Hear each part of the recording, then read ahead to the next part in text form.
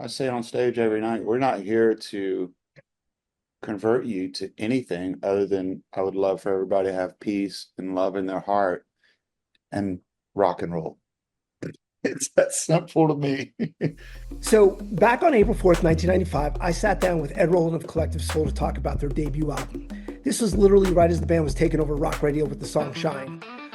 If you know anything about Collective Soul, you know that was just literally the beginning, because decades since, they've sold over 15 million records worldwide. They've actually had 7 number one singles, all while keeping the same creative core intact for more than 30 years. So, and now for the first time, they're telling that story themselves in a new documentary called Give Me a Word, The Collective Soul Story. It's actually really good.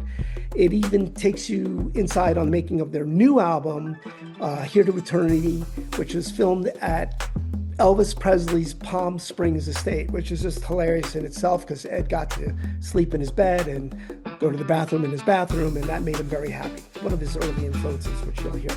Anyway, so we're going to do a little time traveling. You'll hear pieces of that original 1995 interview, and then we just jump to current day to talk about how his perspective has changed, what the documentary reveals, and why they still do this thing called rock and roll. So this is my 2025 conversation with Ed Roland of Collective Soul. Press play. Hi there. Ed, Yeah. you are Ed. I can kind of tell it's you. Oh, it's me. I'm sorry. We just got No, off the no, no. bus. It's all good. So Ed, we actually did this before. I interviewed you for your debut album 30 years ago. Oh And my gosh. I know, and, You look the same. You look just the same. I So do I. you do actually. Um, what's interesting about that is I asked you at the end of our interview, I said, "Tell me the future. Give me a little insight to the future." And I'm just going to play the clip to you, and I want to see or hear what you think. Okay. In the future question, not necessarily in the world, but more importantly for you and Collective Soul. And what's going to happen? What would you like to see happen? And what for us, Yeah. the only thing I'd like to see happen is in 10 years, we're still given the opportunity to have our songs presented to the public. You can't ask for anything else. And that's all I want. In the year 2005, that we get to do another record and, they give it to radio and radio plays it and see what the public does. That's all I ever want. Say no more. I mean, I want to start off. Can you believe it? I know. We've made it 31 now. Like we're treads running light. I mean, it's just like I listened to that and I was like, wow, okay, I asked him what you'd like in the future, and you did it. Dreams do come true. Right, 100%. We're the most blessed cats on the planet, and it does come with hard work and a lot of luck. I mean, when you get the luck, you need to be prepared to take advantage of the luck that you get. Does that make sense? And we were, and here we are. Well, it's interesting. The doc is a good introduction to the band, or in my case, a reintroduction to the band. What did it do for you? What emotions did it conjure up?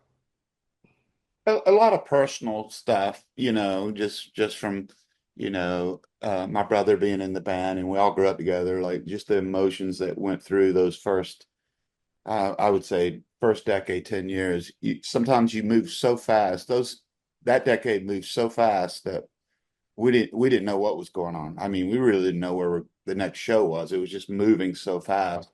And to be able to sit down and kind of remember what we did, what we accomplished, and I'm not afraid to say that, and what we continue to accomplish, you sit there with pride and joy. It's not an ego thing.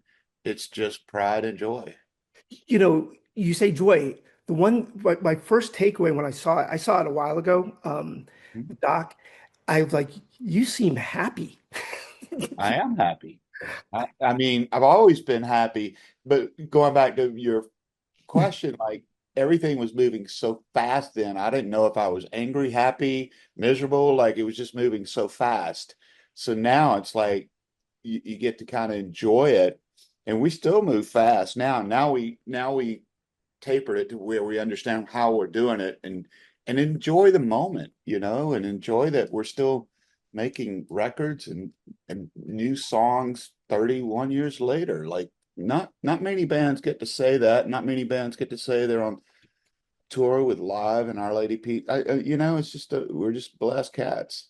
What's funny is I let you be a guest DJ at the end of our interview and you chose live. I mean, I forgot that.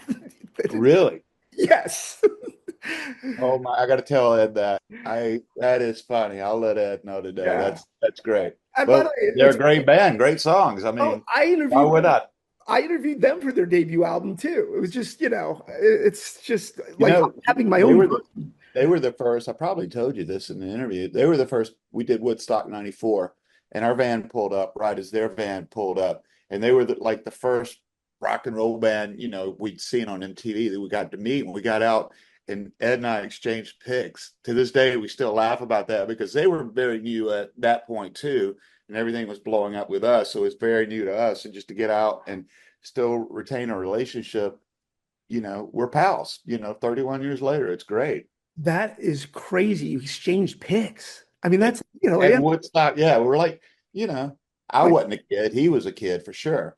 But everybody's just excited. I mean, once again, it's a excitable lifestyle. You just have to keep it well, under control on the excitable side of things. what's funny also is, or what's interesting, so listening back to the interview and watching the doc, here's a quote that I'm going to play, which it just, of course, you had Elvis Presley's Palm, Springs mansion, house. Here, listen to this one. This is a good one. I mean, did you listen to music? Were you allowed or? No, I wasn't told, but It's basically, I was talking, you were a preacher's kid, weren't you allowed to listen to music? And you were allowed to Right. listen. Yeah, here. 16. I listened to Elvis because I was allowed to listen to Elvis. And I bought an Elton John record and fell in love with Elton John and his music. That's the reason I wanted to be a songwriter. But Elvis was the main man. When I heard Elton John, I wanted to be a songwriter. I always wanted to be a performer because I heard Elvis. I always wanted to move like Elvis, but you never, that's just a kid thing. I mean, you're talking about Elvis. And Mhm. 30 years later, you're in his house. I'm the only grown man that's slept in his bedroom. Kind of cool. Not only did we record a double album there, but I lived in his bedroom. How I cool is mean, that? from a kid from Georgia, like, and talking about Elvis, and then you're in his bedroom. Oh, trust me. I sat there and just was like in awe. I used his closet, his toilet, everything. I was like, I'm in Elvis's bedroom. Like this is he trying to be the king. I got to be the king for a month. It's so true. I mean, so I mentioned the preacher's kid thing, and I've interviewed a ton of R&B artists that were preacher's kids or grew up in the church, and there's something different about them, the way they sing, the way they approach music. And, you know, even in listening to this interview that I did with you years ago for your debut album, you weren't allowed to really listen to music growing up, when you were younger, so to speak. Um, Not pop music. I right, mean, sorry. they were very particular on, they were very lyric based, which I think every parent should be. I don't think Yes. kids should be on TikTok. I mean, Oh, till there's a certain age. And that's what my parents were just being parents, and they were great parents. well, that brings me to you. You being a father, an uncle, a cool one. My dad was a butcher. I'm just saying. My dad Mhm. wasn't. How do you navigate that responsibility now? Because you had a pretty good head on your shoulders then, and you've only aged and seasoned. You know what? I've been very blessed with my partners, to be honest with you. Um, and I have to give them credit and because the lifestyle's different, the travel and things like that. But I've been very blessed and my boys' moms, they've been very supportive and good. And the boys, my oldest is out working the tour with us this summer.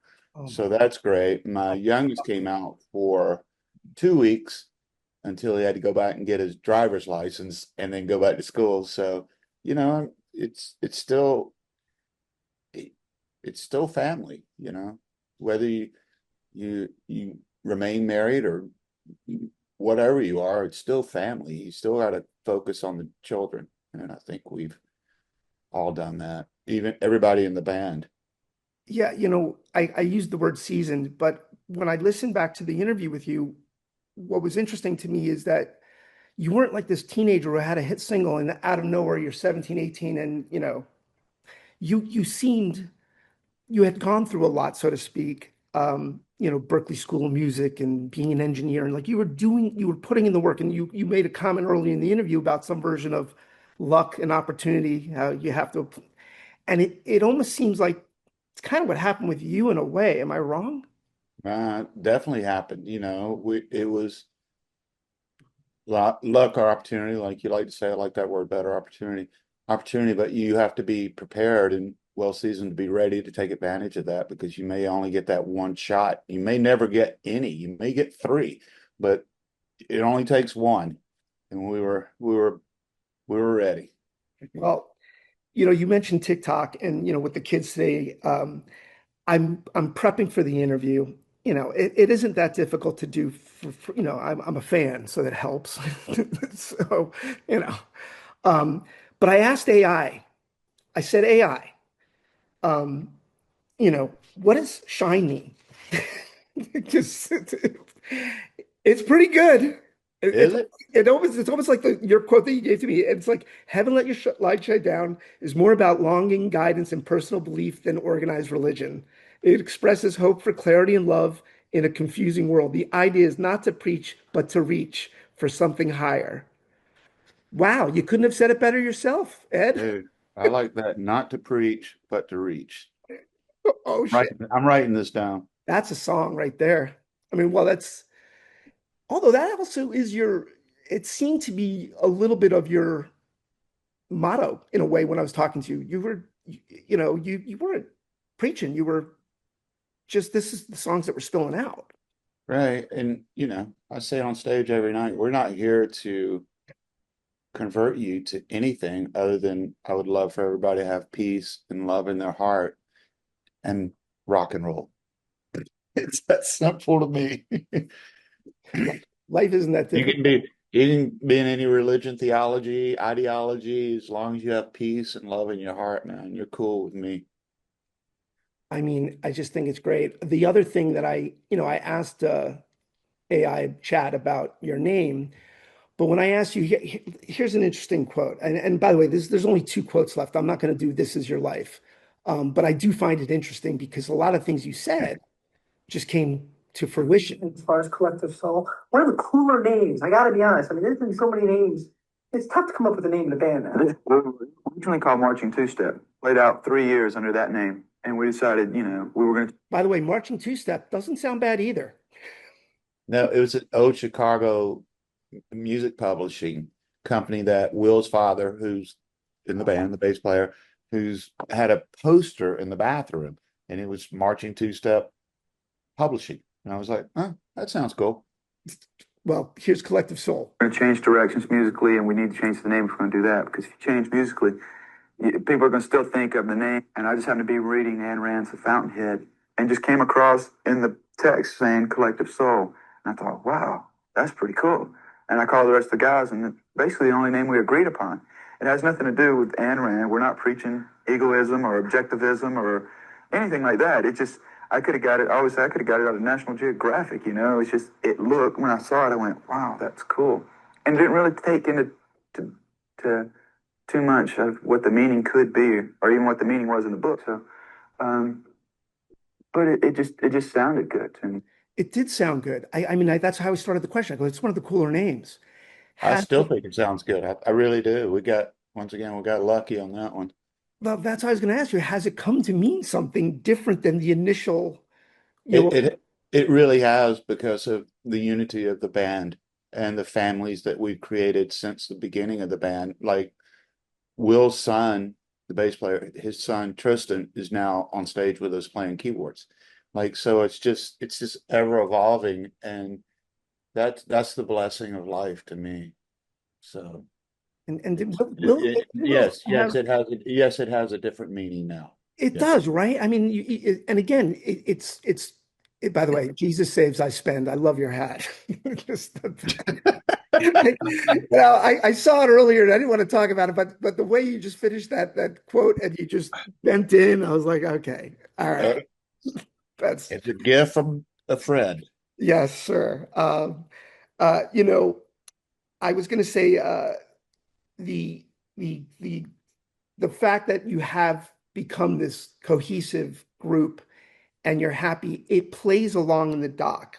What I also like about the doc is that it has, for me, I like to learn something, and I also like cameos. You have Dolly Parton and Mickey Thomas. You just it. Let's talk Dolly, and then we'll get to Mickey. I can remember sitting with my papa as he's smoking his Marlboro Reds, watching Porter Wagner and Dolly Parton. I mean, that's some of my earliest memories of watching that. So, of course, she went on to become a movie star and all of the above. But to have her, to me, one of the greatest songwriters, truly, her catalog's unbelievable. And for her to just out of the blue cover a song I wrote, I wish my papa was alive to have heard that. He'd have he would actually thought I made it, which I did. And then Mickey Thomas, it was so funny because we recorded in New Palm Springs, and I knew he lived out there. We connected about a decade ago, and Georgia boy. So I got to spend time with him and tell him the story, like camping with my cousins and Fool Around Fell in Love came on, and it was like an AM radio, that had batteries. And I remember going, I want to sing like that guy. And I realized God didn't give me that talent. So I had to figure out my own voice. So to be able to express this to your heroes is kind of cool. And then I invited him over to have dinner, knowing what my true intent was him to sing on every song. He knew. I think he knew I was up to something anyway. So Dinner. it Just is come, yeah, just truly. go hang out. Now there's a microphone. I was like, hey, and then at the end of the night, because like we're all super duper fans. I mean, you cannot not be a fan of that voice. I mean, it's one of the classics of all time. And I was like, just do a little bit of fool around, fella. Like, and he did it. And we're all sitting there. I was crying. It's crazy. He's actually the first rock star that I ever met when I was in college. They were touring Starship. It was during We Built This City. Right. And, again, not my favorite Mickey song, but his voice is just amazing. Anyway, To sit there and have a microphone in between you and Mickey Thomas and sing together. Yes, that's up there, buddy. That's up there. yeah, it's funny. I was about, that's a good way to lead into this. I have the last quote that I'm going to play. Our interview was 45 minutes, so I broke it down to 4 minutes. Don't worry. You said a lot of other good stuff. We're just normal people. We really are. And what I think of is that Oh, yeah. The question, I just cut my question out. I was asking because you had a little bit of success with Shine, right? And I was like, has it changed? How has it changed you? And here's your response. us are very lucky people who get to do what we want to do. And that's it. The lifestyle really hasn't changed that much, but just knowing that you're accepted and liked at what you do is the biggest change in our life. And it's a good feeling to have. You walk around a little bit taller. You really do. It is a good feeling, especially after so many years of being told no, or you're not good enough, and to finally have that. It's not a revenge or anything like that. It's just like, yeah, okay, what I do is semi-acceptable. What I do is semi-acceptable. Well, it is. Not everybody likes it. Sorry, I but wish they all did, but like like the old me who had to pull the sound bites. I'm like I'm sure I used that one because that's a good one. semi-acceptable. So it begs the question now, since we're tailing towards the end. This is just a quick refresh. Like, hey, you look good, you sound good. Let's do this 31 years later, 35 years later, 30 years later. Um, I'm kind of asking the same question. Your answer was pretty solid, straight on. You do seem, the doc, you seem like normal folk, so to speak. What, how has it changed? It's been your life for 30 years. I mean, creature comforts, of course, monetarily, things like that.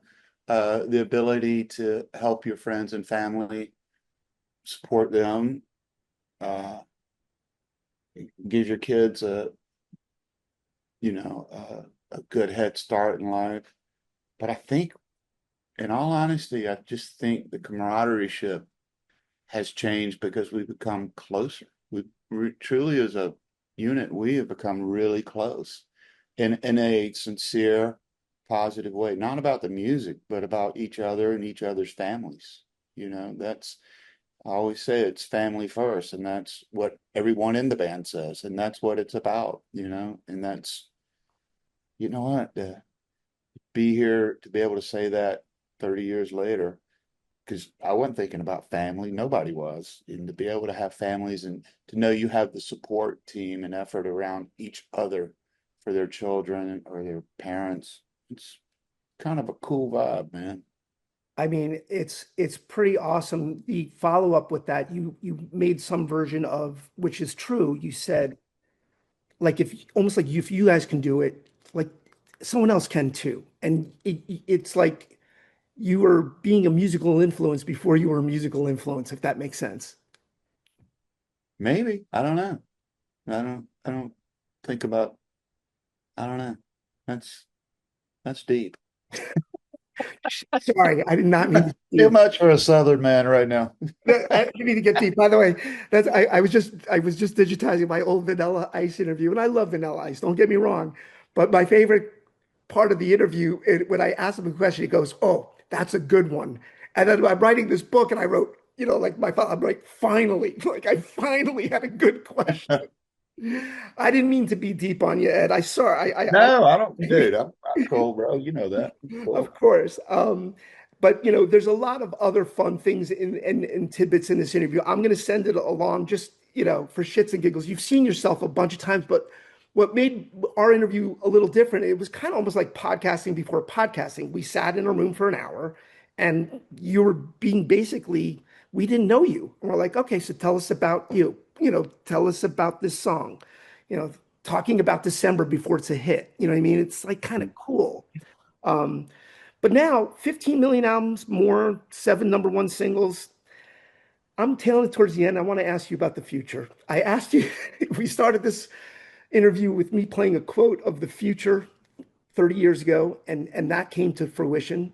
Talk to me for not the world, but for more for you, Ed, the band. What do you see? What do you want to see happen? Well, of course, touring to us, that's the, excuse me, cornerstone of what we do. We love being with each other, playing music, but we have a new record coming out this year, Touch and Go. Then we have another record that's done called Pure. That'll come out next year. And then we have another record that's in the can that'll come out the next year, but we're actually going back in the studio in January. I say studio, we go to homes. So we'll record in my house in Sarasota in January and do more of a rock record. The new record that's coming out this year is very new wave. I love new wave. I love the Cars. I love the Eurythmics. I love Clash. And the guys were so sweet and allowed me to write in that vein, and they came in and killed it. So that'll come out this year. And then Pure is almost basically a tribute, and I hope, of course, my favorite artist of all time is Elton John and Bernie Taupin. So I went in and I asked the guys if I could do a piano record with orchestration, and then they come in. And I've never been more nervous in my life. I played in front of, we've done Woodstock 94, 99, the Texas Motor Speedway. I've never been more nervous in my life bringing those guys in when I presented to them the piano record, which is called Pure. And they loved it.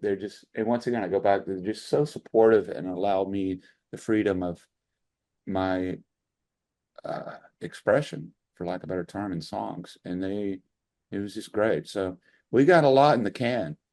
Let me tell you something. You're checking off boxes from 30 years ago. You mentioned the Cars in our interview. Obviously mentioned Elton, as well Right. as being, but it's just, and you're talking about the studio. you had just come from Criteria Studios in Miami, and Correct. your quote was like, "I walk in, there's James Brown record, there's, Right. you know," and you're sitting there, and now you're recording in your house. But do you have those records of yours up, maybe, so you can No, remind yourself? no, Okay. they go to Dean and I send them to our mom. Oh, We have none of that. That's not what we live for. But no, but it's also nice for her to have, like, it makes her feel good. what's funny also is that you sound like a band back in almost like the 70s, 80s, where like you're putting out record after record. It's not Nah, we're moving. you're not Tom Schultz waiting 9 years for next, Boston record. Maybe some people need 9 years. We don't. We No, need 9 months at the most. Put listen, us on tour, give us a month or two off, and then we're back to work. listen, I want to thank you so much. You look great 30 years later. Thank you. Oh, and thank you for taking some time out. It was great to meet you 30 years ago, even greater to see you now. Thank you so much. You're very kind. All Thank you, right, brother. you have a great day. Wow, that was Ed Roland, looking and sounding good. And Collective Soul still doing it after all these years. Thanking Ed again, and thanks for listening to Classic Conversations. Hit subscribe and start following Classic Conversations wherever and whenever. I'm new to this, but we got a lot in the vault, and so content will be coming. Press play.